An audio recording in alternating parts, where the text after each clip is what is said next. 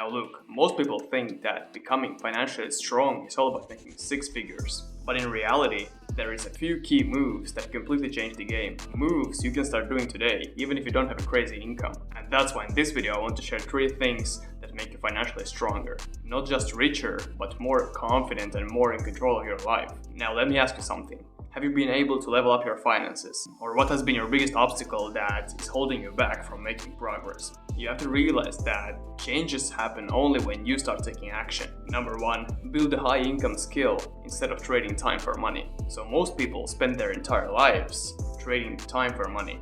So they go to work, they get paid, and they repeat. Now if you're serious about growing financially and becoming financially stronger, what you need to do is focus on building high income skills.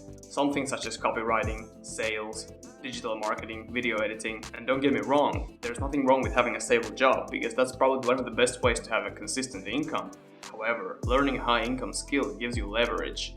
So basically you can build your own business around that skill. When you build a high income skill instead of trading time for money, it means that your skill is not limited by the number of hours you're working. Instead, it increases your earning potential over time. Here's one important thing to understand about building high income skills.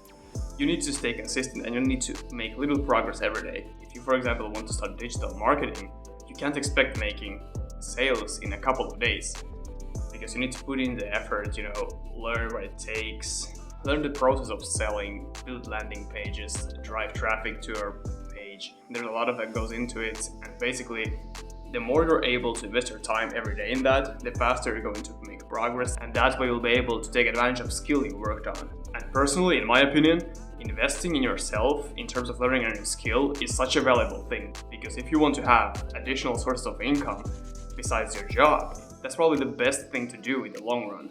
Let's take an example here. So let's say you have a full-time job and you want to learn a new skill, for example, video editing. A great way to commit to doing that every day is that, for example, you decide that every day, Monday to Friday, you work on video editing skills from 7 p.m. to 8 p.m. That way you'll be able to invest at least 1 hour each day into learning that new skill. And in a week, you've already put 5 hours into learning something new and beneficial. Because if you just spend your time after work on watching Netflix or scrolling social media, not really doing anything important, what's the point of that in the long term? You're basically losing your potential, you're wasting your time, and you're not taking advantage of things that could actually make your life better in the future. So instead of spending all your evenings watching Netflix or scrolling social media, dedicate yourself for just 1 hour a day to build a new skill that can make you more money in the future. Number 2, automate saving and investing. So here's the cool part. Now, assuming you have a full-time job and stable income, investing and saving your money should be your priority no matter what. Let's say you get paid $3,000 every month.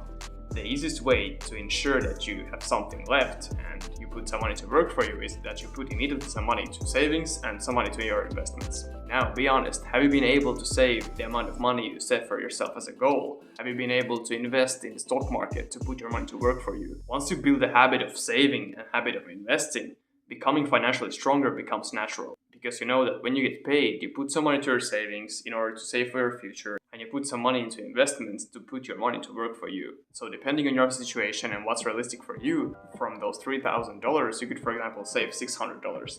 And you could, for example, put $500 into investments. What I do personally is when I get paid, I immediately move a chunk of money to my savings account because that ensures that I'm not able to touch that money. What I also do, I immediately decide what amount of money I'm putting to my investments. And even if I'm not investing right away when I get paid, at least I create a plan that how much and into what kind of things I'm going to invest. This way I'm making sure that I'm making financial progress and that I use money as a tool.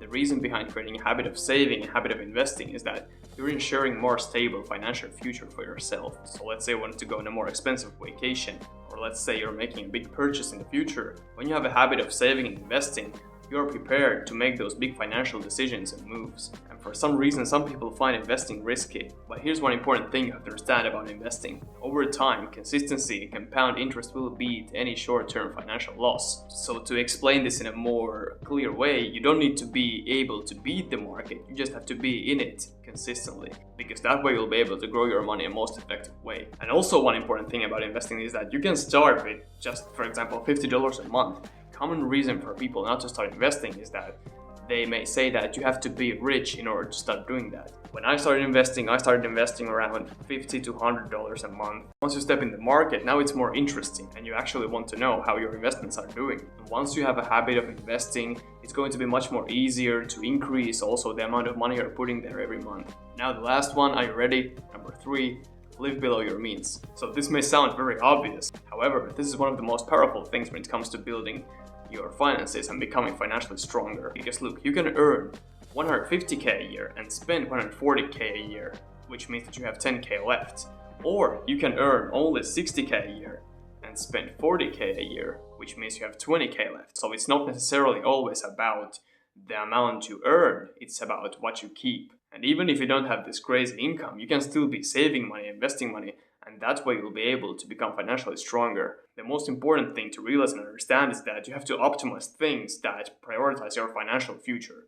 So if you, for example, earn $2,000 a month and your friend earns $4,000 a month, if you are the one who puts your money to investments and you save, and let's say your friend is spending money a lot and not prioritizing investing or saving, well, in the long run, even though your friend makes more money a month than you'll be the one who ends up financially stronger. So being smart about your money and making logical decisions when spending your money is super important. If you're able to optimize your spending and keep more money to yourself instead of buying pointless things, that's always a great move when thinking about becoming financially stronger. A great way to start optimizing your spending is pick your top 3 expenses. Is there something you can do already to reduce your spending? So there's a lot of little things you can do to become financially stronger. Obviously it requires time, but most importantly remember, invest in yourself, learn a high income skill, automate your savings, automate investments, and last but not the least, spend less than you earn, because it doesn't really matter what kind of income you have. If you're able to save and invest, you will be financially stronger than people who actually just spend all their income. Now that being said, hopefully you got something out of this video. And if you're interested in more financial videos, make sure to watch this video next. It is about how to invest in stocks without losing money. If you're new to the channel, click here to subscribe. And thank you guys so much for watching, and I'll see you in the next one.